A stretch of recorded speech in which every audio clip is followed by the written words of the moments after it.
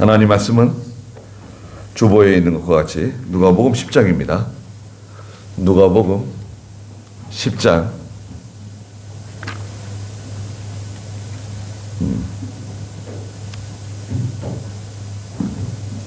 누가복음 10장 1절 말씀부터 먼저 6절까지 보도록 하겠습니다. 누가복음 10장 1절입니다.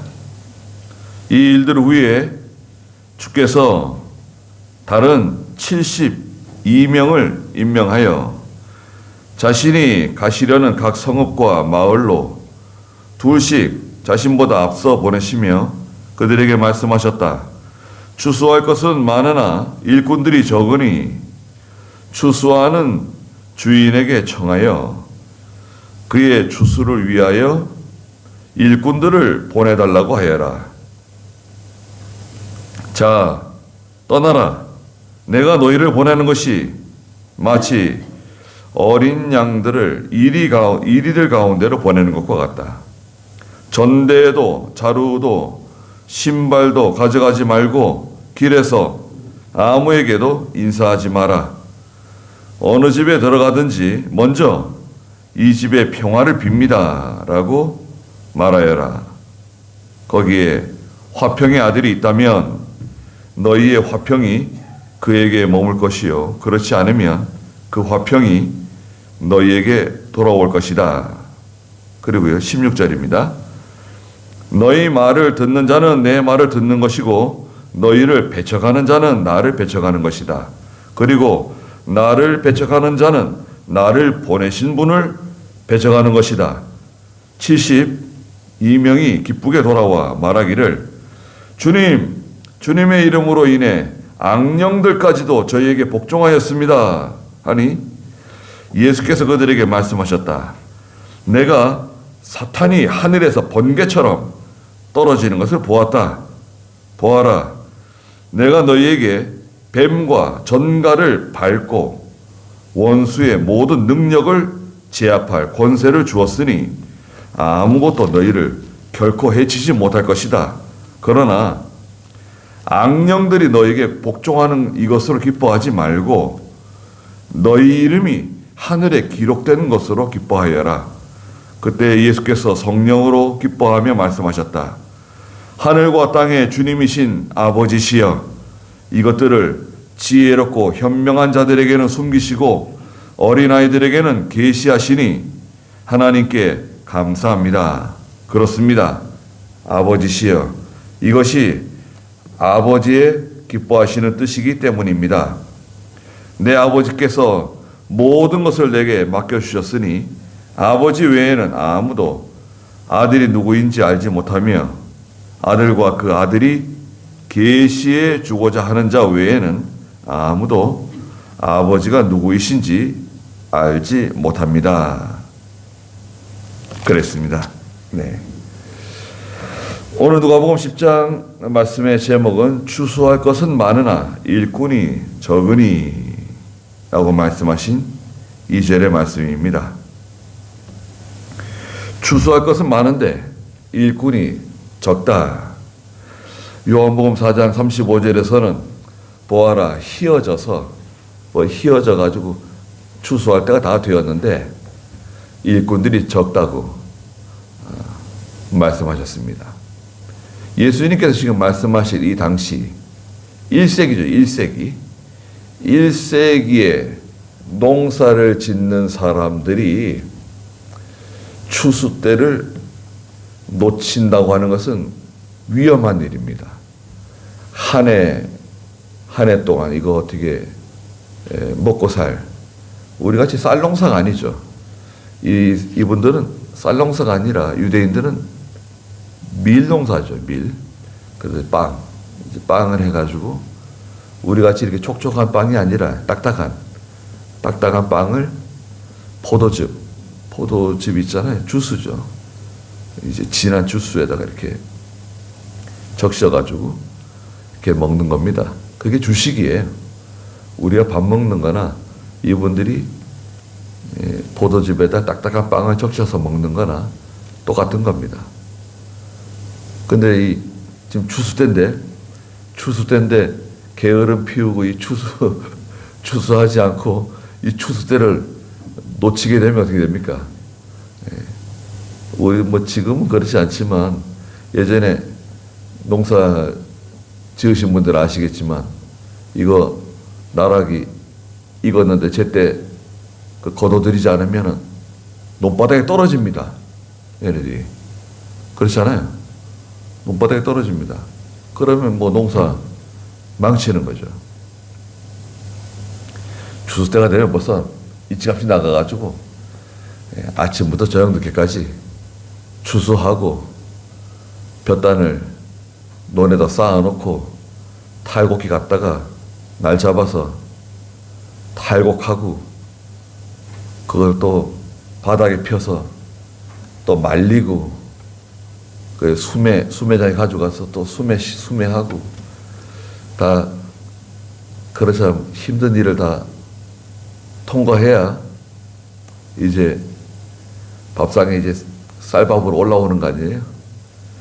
저도 요번에 산에 기도하러 갔는데 그 예전에 저희가 가끔 가가지고 그 나라 정미에 먹던 정미소 있었어요.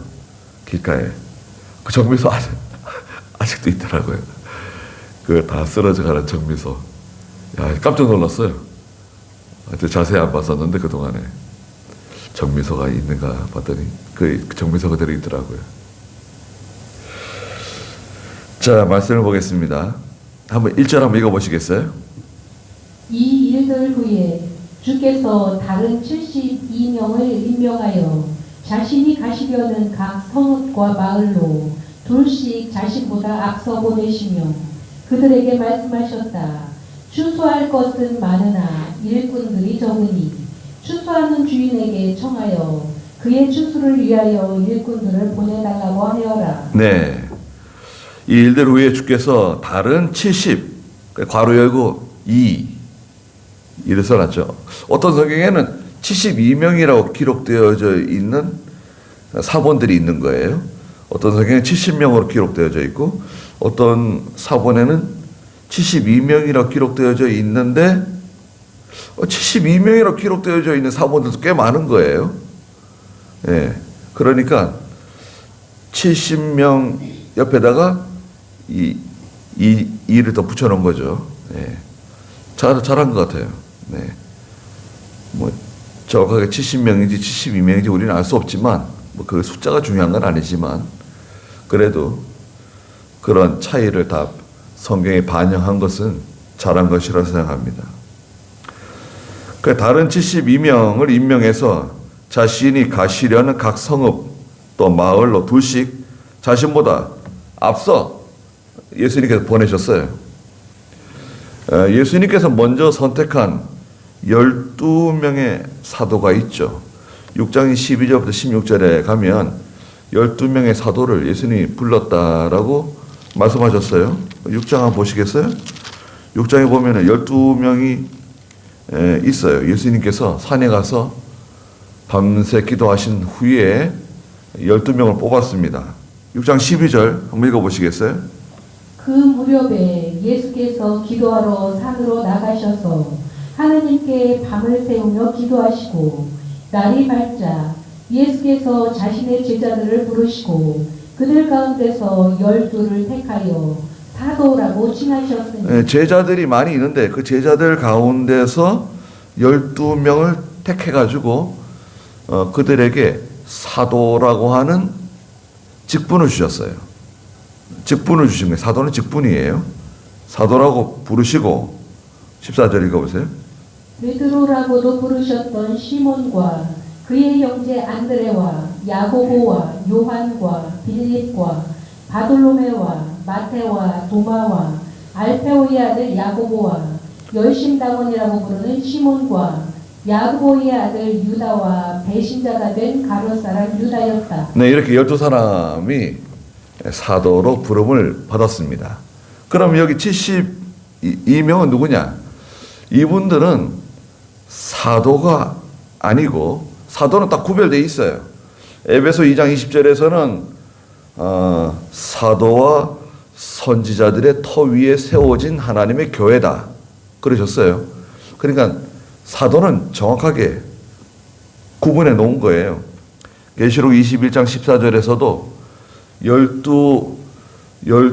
천년왕국에 12기초석이 있는데 12기초석에는 12사도의 이름이 각각 새겨져 있는 거죠. 기초석에 그 사도들의 이름이 새겨져 있다. 그 12명의 사도는 변경되거나 바뀌어지는 게 아니에요. 정확한 거예요. 그럼 70명 혹은 72명 이분들은 누구냐? 이분들은 전도자들이에요. 전도자들. 하나님의 복음을 전하기 위해서 전도자로 세운 겁니다. 말하자면 추수꾼이네요. 추수꾼. 신천지에서는 이것을 추수꾼이라고 부릅니다.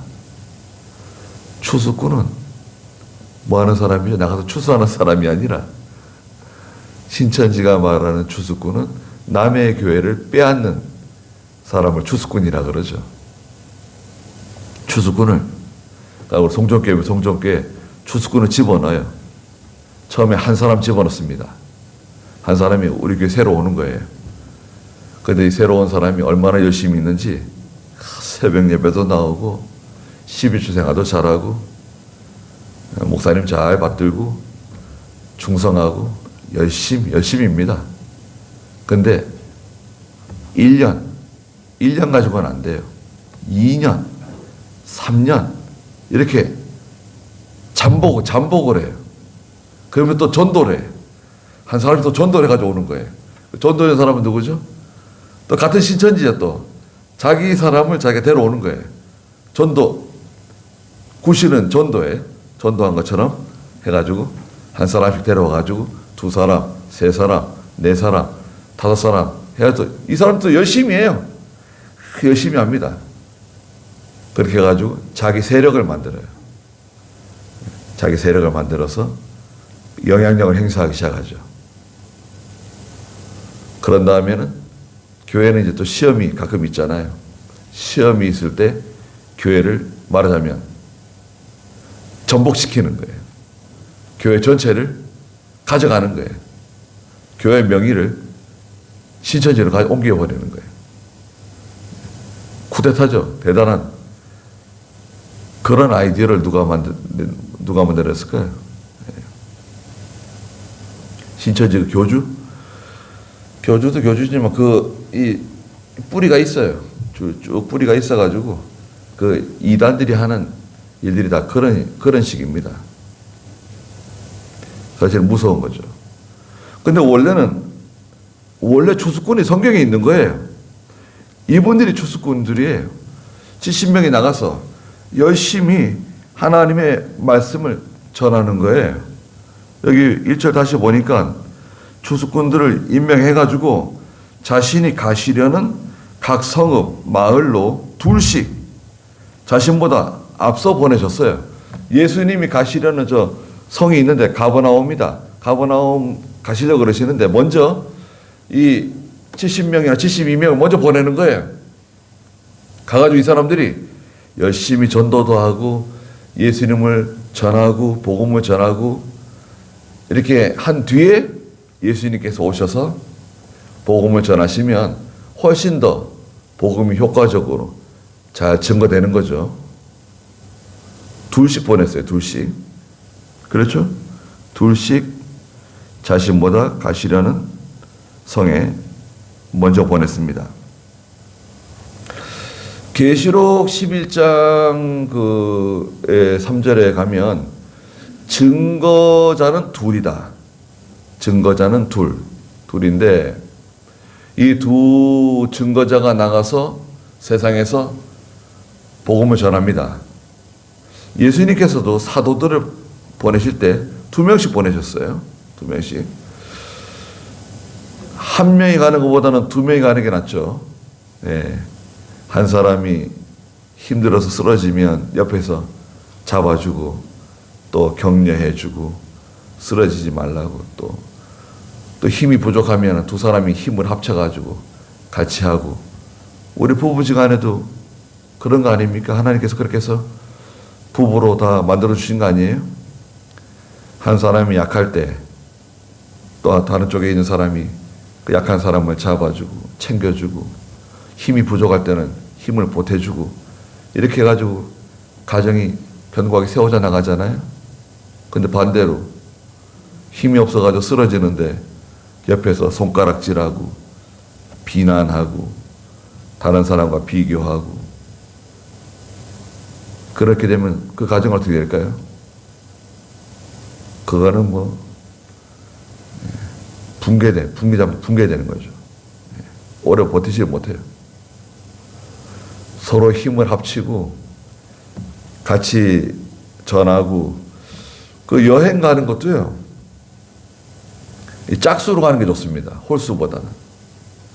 홀수로 여행 가면은 분쟁이 생겼을 때, 문제가 생겼을 때 중도의 여행이 그만 좌초될 수가 있어요. 짝수. 여행을 갈 때는 짝수로 가는 게 좋습니다. 여행 가이드북에도요, 예전에 제가 읽어보면은 여행을 가실 때는 가능한 한 짝수로 가시라고 이렇게 설명이 되어 있습니다. 다 이유가 있는 거예요. 그래서 이 두 사람씩 보냈는데요, 그들에게 말씀하셨는데 2절에 보니까 추수할 것은 많으나 일꾼들이 적으니 추수하는 주인에게 청하여 그의 추수를 위하여 일꾼들을 보내달라고 하여라 그랬습니다. 자, 여기에 2절에 정답이 숨겨져 있습니다. 추수할 것은 많다 이거예요. 추수할 것은 없다, 이렇게 보는 사람이 있어요. 추수할 것은 없다. 전도하기가 힘들다. 전도가 안 된다. 주일학교가 안 된다. 중고등부가 안 된다. 교회가 안 된다. 추수할 것은 없다고 보는 사람이 있고, 야, 추수할 것은 많다 고 보는 사람이 있어요. 어떤 게 맞는 것 같습니까? 추수할 것은 많은 거죠. 추수할 것은 많은데 문제는 뭐죠? 일꾼이 적어요. 일꾼이 적습니다. 마태복음 13장에서는 추수하는 그 사람, 추수하는 자는 천사라고 말씀하셨어요.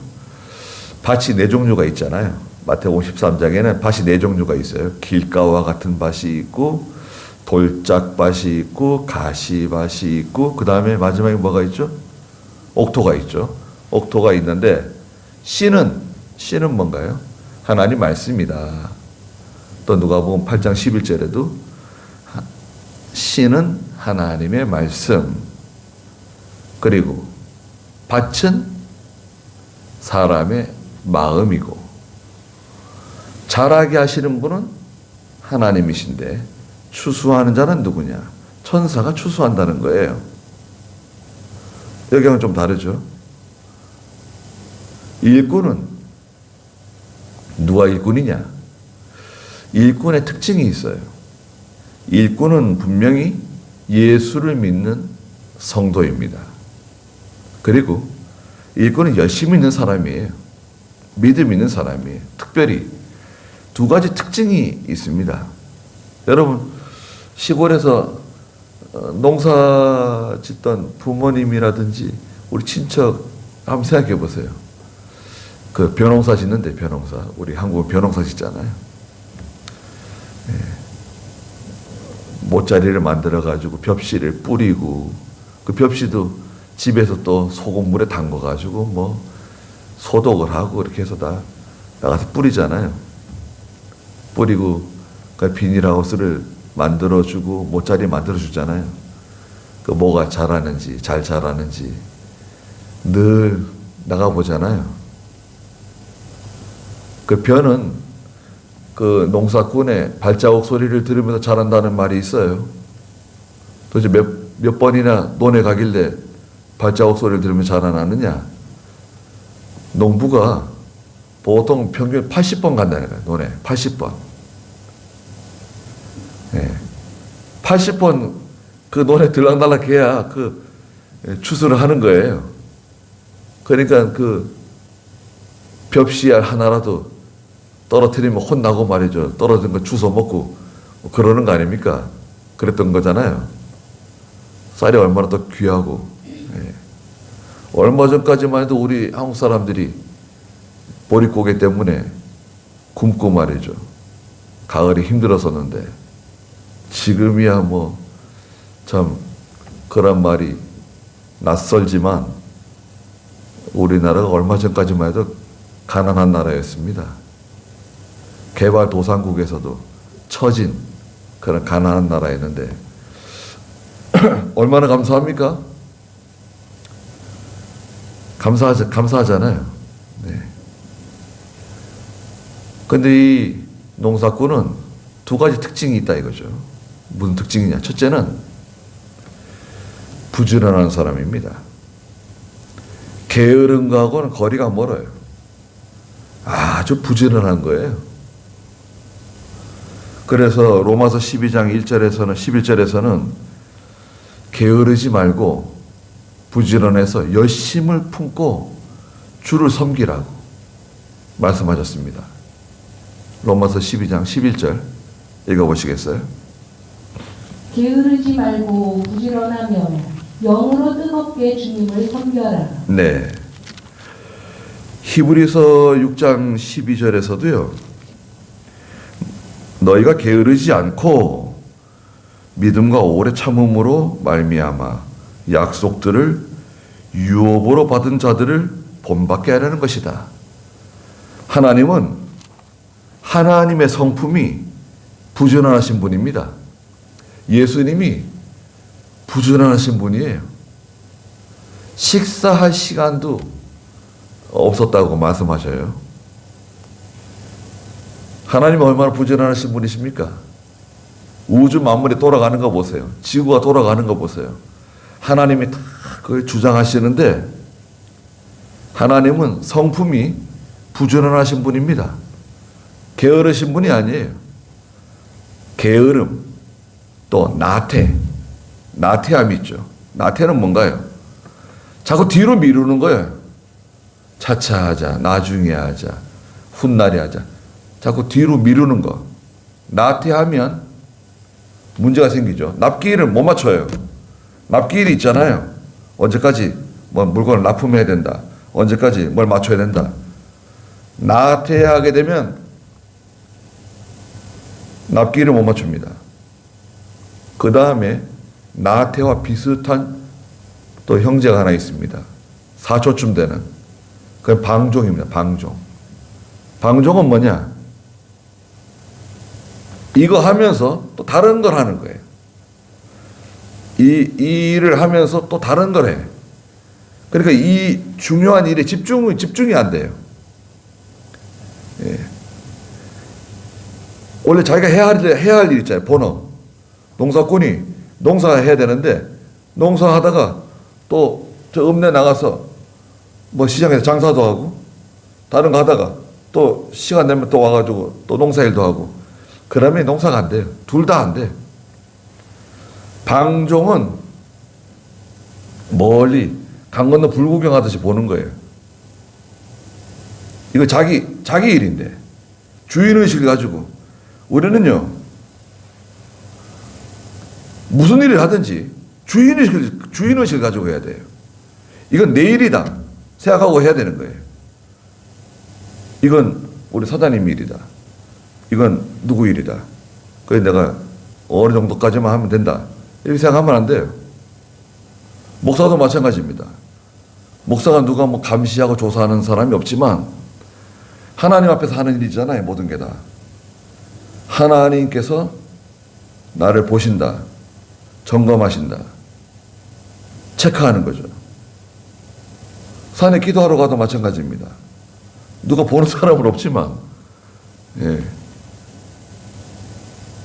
산에 가면 바쁩니다. 저는 저대로. 예. 게으르면 안 돼요. 부지런해야 됩니다. 두 번째 이 일꾼의 특징이 뭐냐? 충성하는 사람입니다. 충성하는 사람. 충성하는 사람은 동전의 반대쪽에 인내라고 하는 인격을 가지고 있어요. 충성하기 위해서는 인내가 필요해요. 누가복음 8장 15절에도 그 바로 뒤에 전에 있잖아요. 누가복음 8장 15절 읽어보시겠어요? 그러나 좋은 땅에 떨어진 것들은 바르고 착한 마음으로 말씀을 듣고 잘 간직하여 인내로 열매를 맺는 자들이 뜻한다. 좋은 땅에 아까도 말씀드린 것처럼 네 가지 종류의 밭이 있는데 옥토 있잖아요. 좋은 땅에 떨어졌다고 하는 것은 뭐냐?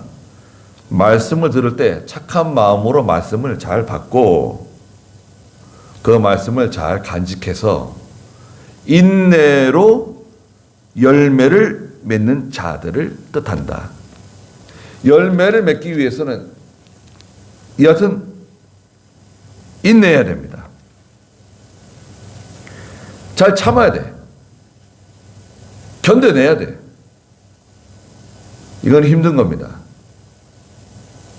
우리 여자분들께서는 자녀를 낳을 때 인내하잖아요. 인내하지 않고 자녀 낳을 수 있습니까? 그 남자들은 잘 이해를 못하는 면이 있을 것 같아요. 인내해야지 열매를 얻을 수 있는 겁니다. 우리 송정교회도 우리가 다 같이 인내했기 때문에 하나님께서 이런 좋은 열매를 주신 거 아닙니까? 이거 잘 참지 못했으면 어떻게 될 뻔했어요. 인내하지 못하면 안 돼요. 근데 마귀는 계속해서 공격을 해가지고 인내하지 못하도록 해. 그 인내하는 것이 마치 어리석은 것처럼 미련한 것처럼 바보로 만드는 거죠. 너는 바보다. 그렇게 하는 게 아니야. 한 수 가르쳐 줄게. 이런 식이에요. 인내하지 못하면 열매를 얻지 못해요. 인내하는 사람이 무서운 사람입니다. 그래서 세상에서도요, 우리 어렸을 때 그 토끼와 거북이 있잖아요. 토끼와 거북이에서는 특징이 뭔가요? 꾸준하게 인내하고 계속 하는 거. 요즘에 토끼도 알아준대. 예. 거북이가 되지 못할 바에는 토끼라도 되라고. 토끼는 그래도 빨리 가잖아요. 열심히 하는 것 같아. 그런 사람은 잘 이용해 먹고 내다 버리는 거예요. 회사라든지 기업이라든지 어디서든지 토끼 같은 사람은 이용당하고 버림당할 수 있어요. 근데 거북이는 느린 것 같아도요, 이 사람은 계속해서 점진적으로 발전해. 처음에는 잘 못하는 것 같고 뭘 좀 부족한 것 같고 힘이 없는 것 같고 느릿느릿하고 뭘 제대로 이해를 못하고 한 대 쥐어받고 싶은 마음이 있어도 같이 가는 거예요. 같이 가다 보면 1년 지나고 금세 2년, 3년 지나고 한 3년쯤 되면 일머리도 알고 또 자기가 알아서 하는 게 생깁니다. 3년, 5년 돼가지고 대리도 되고 과장도 되고 이렇게 하면서 자라나는 거예요. 그러면서 고참이 되는 겁니다. 인내하지 못하고 똑똑한 척하고 자기가 꽤나 하는 척하고 그렇게 되면 이게 오래 못 가는 거예요.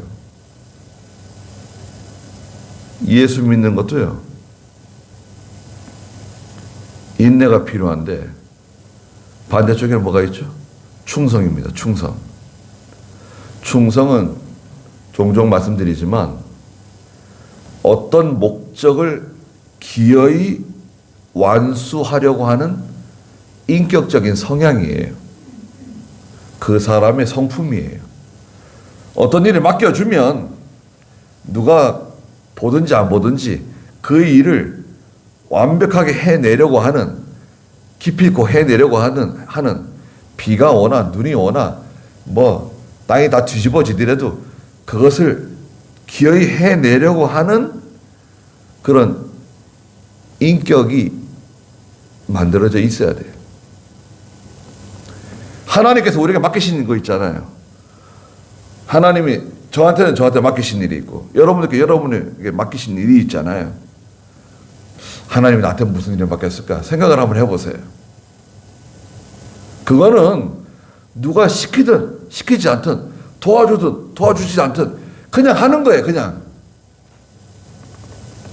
하는 겁니다. 말 없이 뭐 광고하게 가면서 하는 거 아니에요. 하나님의 일을 뭐 난 이거 합니다. 광고하게 하면서 하는 거 아닙니다.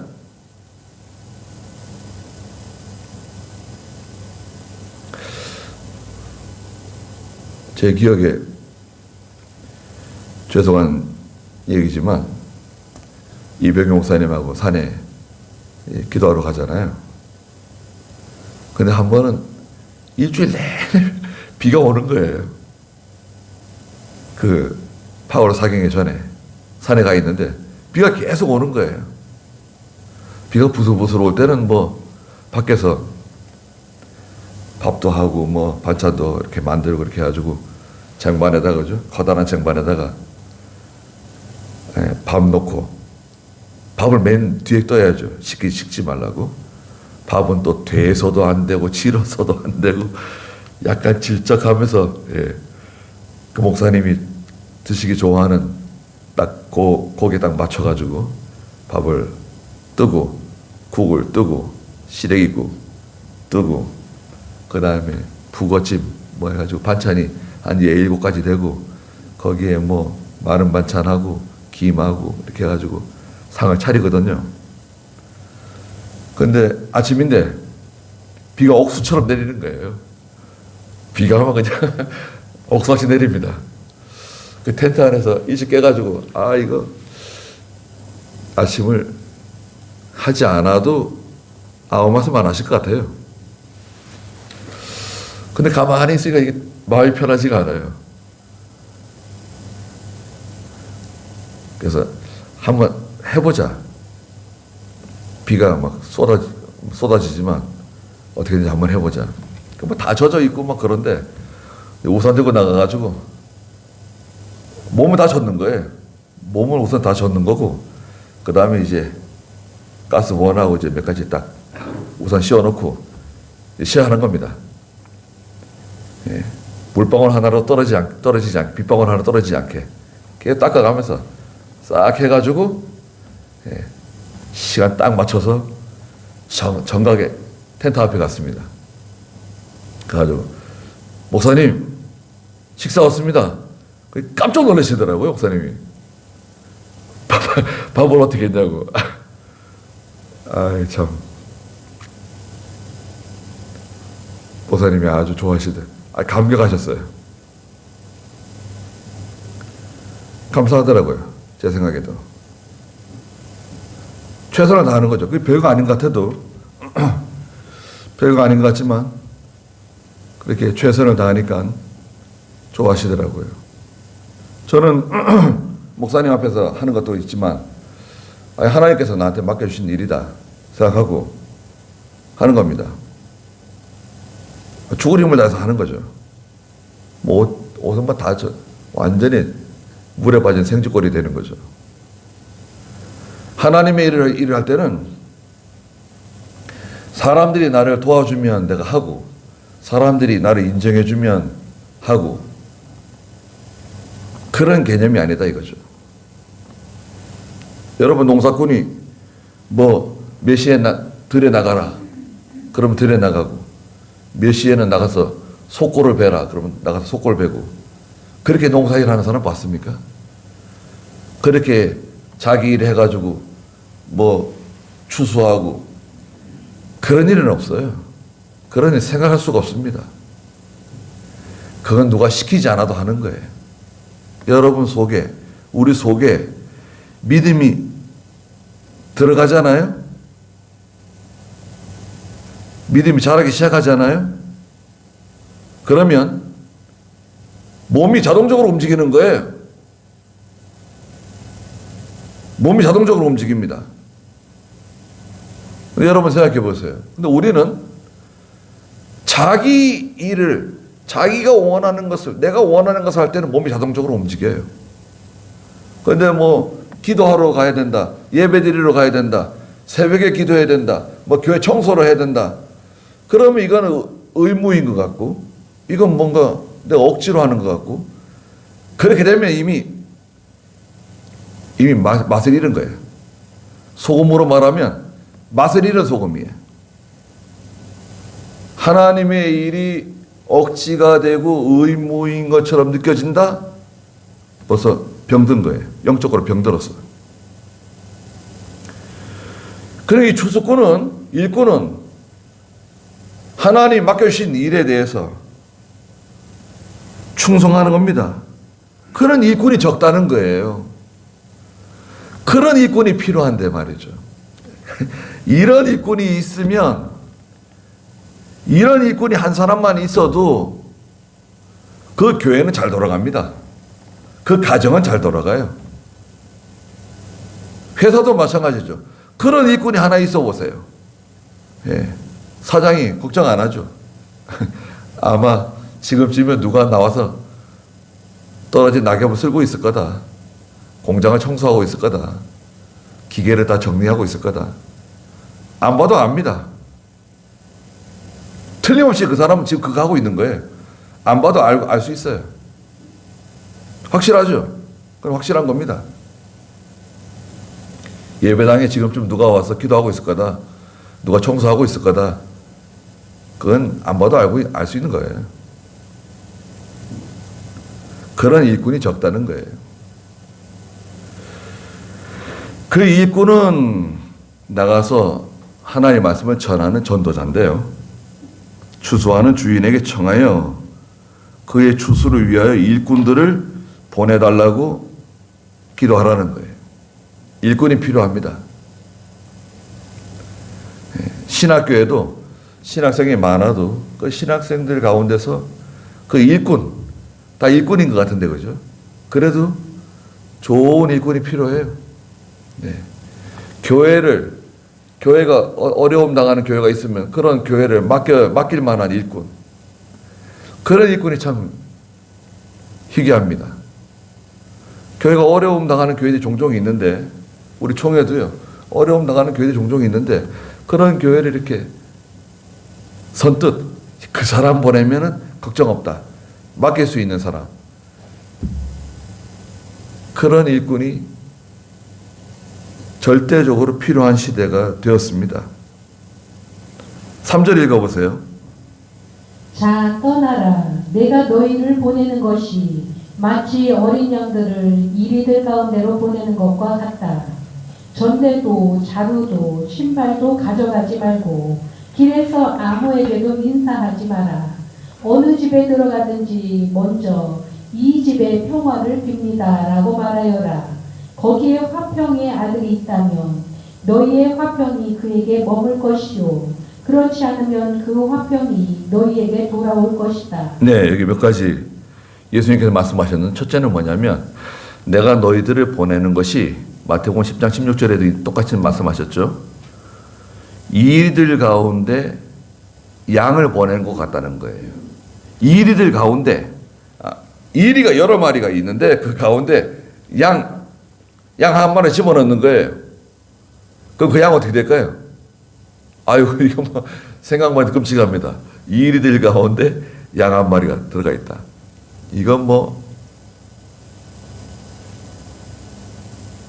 불쌍한 양 되는 거죠. 그런데 예수님께서 마태복음에서는 뭐라 그러셨는가요?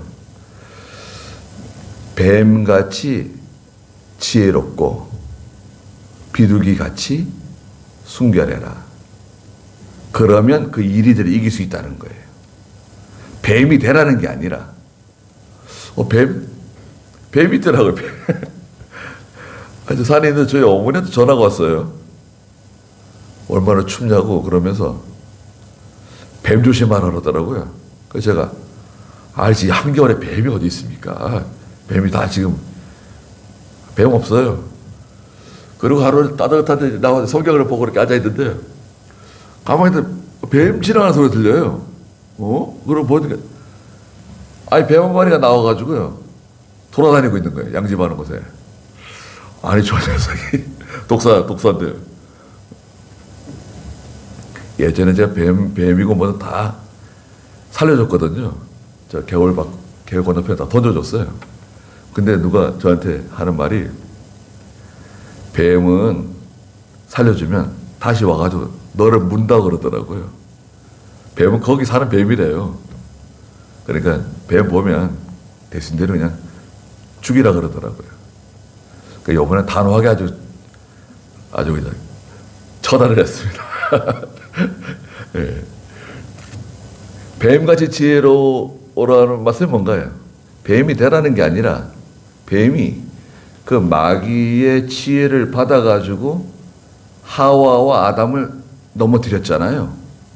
하나님 명령 배반하게 만들었잖아요. 그러니까 너희가 힘이 없고 부족하지만 하나님의 지혜를 빌리라는 거예요. 뱀처럼. 뱀은 마귀의 지혜를 가져다가 하와와 아담을 넘어뜨렸는데, 너희가 부족하고 힘이 없지만 하나님의 지혜, 하나님의 능력을 받아서 나가면 마귀의 지혜를 무너뜨릴 수 있다는 거예요. 비둘기같이 순결하라고. 비둘기는 온유한, 순종하는 특징이 있죠. 온유와 순종을 상징해요. 온유하고 순종하는 마음을 가지고 하라는 거예요. 억지는 안 돼요. 억지로 하면 안 돼요. 기도를 억지로 한다고 생각해 보세요. 야, 그거는 정말, 네, 감옥에 들어가는 것 같을 것 같아요. 기도를 억지로 한다 그러면. 예배를 억지로 드린다. 아이고, 그건 얼마나 힘들까요? 하나님께서 감동을 주시고 은혜를 주시고 기쁜 마음을 주셔가지고 우리가 부족하지만 하나님께 예배드리고 하나님 섬기는 거 아닙니까? 그래서 그 이리를 이기라는 거예요. 사람들은 다 이리와 같아요. 다 상처 주고 잔인하고 괴팍하고 짐승과 같은 사람들인데, 세상 사람들이, 또 우리 주변에 있는, 여러분 주변에 있는 사람들이 짐승 같은 사람들이라고 보면 됩니다. 예. 평소에는 아주 온유하고 착하고 점잖은 사람 같은데, 이게 뭐 조금 이게 돌아가면 말이죠, 짐승으로 변해 사람이. 야, 저 사람 속에 저런 면이 있었는가? 뭐 정말 짐승이다 완전히 저 사람은. 예. 그런 가운데 있는 줄 알고 믿음의 손해 보이지 않고 이 믿음 잘 지키려면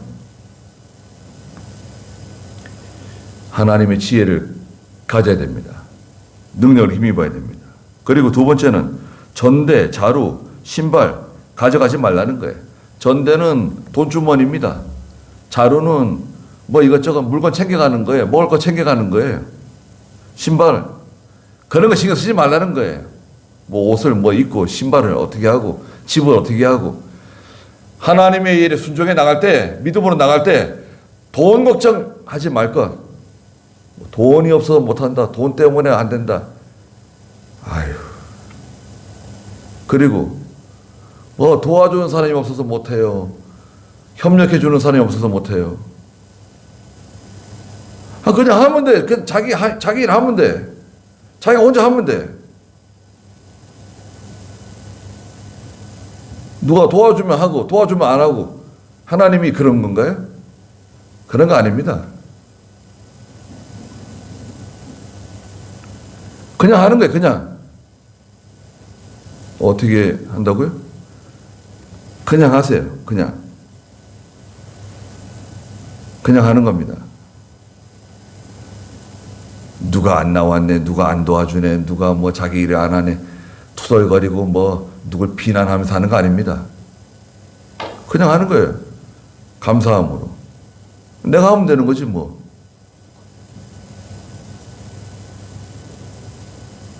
그리고 아무에게도 인사하지 말라는 거예요. 이것은 인사하지 말라는 게 아니라 하나님의 일하는 것보다 다른 일을 우선시하지 말라는 거예요.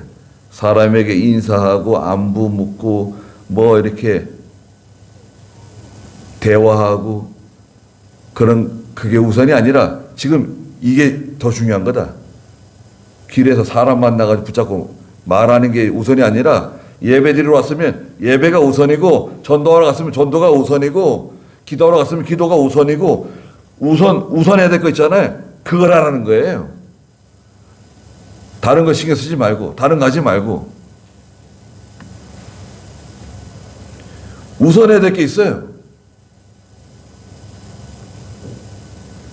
세 번째는 어느 집에 들어가든지 먼저 이 집에 평화를 빕니다 라고 말할 줄 아는 거예요. 그 가정을 위해서 기도해주고 그 가정이 잘 되기를 위해서 기도해주고 믿지 않는 사람들이 이렇게 있어도 같이 한번 기도하자고 그러고 기도할 때는 다 복을 빌어주고 그 자녀들 가정들을 위해서 기도해주고 그러면 좋아합니다. 야, 밥 먹으러 왔다가 기도받고 간다 생각하고 기도 다 자기를 위해서 기도해주고 자기 가정을 위해서 기도해주고 자녀들을 위해서 기도해주는데 싫어할 사람이 누가 있어요? 다 좋아합니다. 여러분 자녀들 가끔 모일 때 다 앉으라 그래가지고 기도해주세요. 밥 먹는 게 중요한 게 아니잖아요. 자녀들 위해서 기도해주고 자손들 위해서 기도해주고 그런 게 중요합니다. 어디 가든지 예수 믿는 티를 내세요. 예수 믿는 티를 내라고요. 나 예수 안 믿는 것처럼 그렇게 비굴하게 살지 마세요. 예수 믿는 사람들이 당당해야지 뭐 죄졌어요?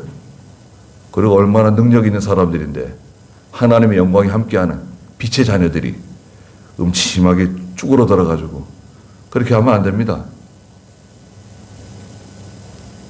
거기에 화평의 아들이 있다면 예수 믿을 사람이 있다고 하면 너희의 화평이 그에게 머물 것이요 그렇지 않으면 그 화평이 너희에게 돌아올 것이다. 내가 기도해 줬는데 이 사람들이 그 기도에 전혀 맞지 않는 사람들이에요. 그럼 내가 한 기도가 다 내게로 돌아온다는 거예요. 내가 그 사람들을 위해서 열심히 기도해 줬는데 그 모든 기도의 축복이 고스란히 다 내게로 돌아오니까 기도해가지고 효과가 없다 생각하지 말고 효과가 누구한테 돌아오죠? 나한테 돌아오는 겁니다. 그러니까 기도해주고 복을 빌어주라는 거예요. 그래서 전도자가 나가서 전도하는데 하나님의 능력이 임합니다. 순종해서 나가면. 한번 읽어볼까요? 17절 한번 읽어보세요. 72명이 기쁘게 돌아와 말하기를 주님, 주님의 이름으로 인해 악령들까지도 저희에게 복종하였습니다 하니 예수께서 그들에게 말씀하셨다. 내가 사탄이 하늘에서 번개처럼 떨어지는 것을 보았다.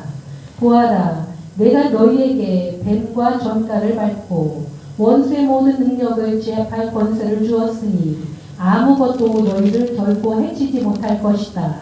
그러나 악령들이 너희에게 복종하는 이것으로 기뻐하지 말고 너희 이름이 하늘에 기록된 것으로 기뻐하여라. 네, 영적 생명 살려내고 하나님의 바른 진리를 나가서 힘있게 전하면 하나님의 말씀 순종해 나가면 그 사람이 하나님이 뭘 주시느냐? 권세, 능력과 권세를 주신다는 거예요. 능력과 권세를 주세요. 가만히 있으면 안 생겨요. 가만히 있으면 생기는 게 아니라 나갈 때, 순종해 나갈 때, 나가서 전도할 때, 순종해서 힘있게 하나님의 일을 할 때 하나님께서 그 사람에게 능력도 주시고 그 다음에 여기 19절 중간에 있는 모든 능력을 제압할 권세를 주세요. 마귀도 벌벌 떨게 만드세요. 그 능력 있는 사람이 되는 거예요. 그리고 마귀가 네 앞에서 굴복하고 죽은 사람이 살아나고 병자가 일어나고 기적이 나타나고 그런 것으로 기뻐하면 안 된다. 뭐 능력 있는 사람이 되었다고 교만해지지 말라는 거예요. 그런 것을 기뻐하지 말고 무엇으로 기뻐하느냐? 네 이름이 하늘에 기록되어져 있는 것으로 기뻐하라는 거예요. 이것은 단순히 생명책에 내 이름이 기록되어져 있는 것뿐만 아니라 하나님의 말씀을 순종해서 하는 모든 일이 하나님이 인정해 주신다는 거예요. 그럼 다시 한번 들어보세요. 예수 믿으면 이미 생명책에 이름 기록되어져 있는 거예요. 우리 이름은. 그거 가지고 기뻐해야 되죠. 그러나 또 이름이 뭐냐? 하나님의 명령 순종해 가지고 나갈 때 하나님께서 그걸 인정해 주신다는 거예요. 잘했다. 착하고 충성된 종아. 네가 적은 일에 충성하였구나. 내가 많은 것으로 내게 맡기겠다. 하나님께서 인정해 주세요. 하나님께서 기쁨을 주시고 하나님께서 위로해 주시고 하나님께서 우리 등을 두드려 주신다고요. 잘했다. 얼마나 좋습니까? 그거는 사람이 주는 거하고 다른 겁니다. 그래서 추수할 거는 많은데 휘어져서 곡식이 막 지금 나락에 떨어지려고 그러는데 말이죠. 예. 알곡이 떨어지려고 그러는데 일꾼이 적네요. 일꾼. 그 우리가 저도 마찬가지고 하나님께서 기뻐하시는 우리 예수님께서 원하시는 그런 좋은 일꾼이 되시자고요. 그런 일꾼이 되셔야 됩니다. 그런 일꾼이 되시면 하나님이 얼마나 기뻐하시겠습니까? 하나님이 기뻐하시는 좋은 일꾼들이 되시길 바랍니다. 기도하겠습니다. 거룩하신 하나님, 추수할 것은 많은데 일꾼이 적으니 추수하는 주인에게 하나님께 기도해서 좋은 일꾼들을 보내달라고 구하라고 말씀하셨습니다. 저희가 영을 살려내며 생명의 말씀, 바른 진리를 세워나가는 진리의 일꾼이 되게 해주시고 믿음의 일꾼이 되게 해주시고 기도의 일꾼이 되게 해주시옵소서. 또 하나님의 교회를 충성스럽게 세워나가는 기둥과 같은 일꾼들이 되게 해주시옵소서. 그래서 하나님께서 보실 때 얼마나 기뻐하시고 즐거워하시고 그래서 우리에게 능력을 더해 주시고 권세를 입혀 주시옵소서. 마귀의 진을 다 파괴할 수 있는, 정복할 수 있는 그런 저희가 다 되게 해 주시옵소서. 예수님의 이름으로 기도드리옵나이다. 아멘. 지금은 우리 주 예수 그리스도의 크신 은혜와 하나님 아버지의 무한하신 사랑하심과 성령의 감화하시고 교통하시는 은혜의 역사가 사랑하는 모든 성도들과 믿음의 가정들과 믿음의 자녀들에게 항상 계시기를 축원하옵나이다. 아멘.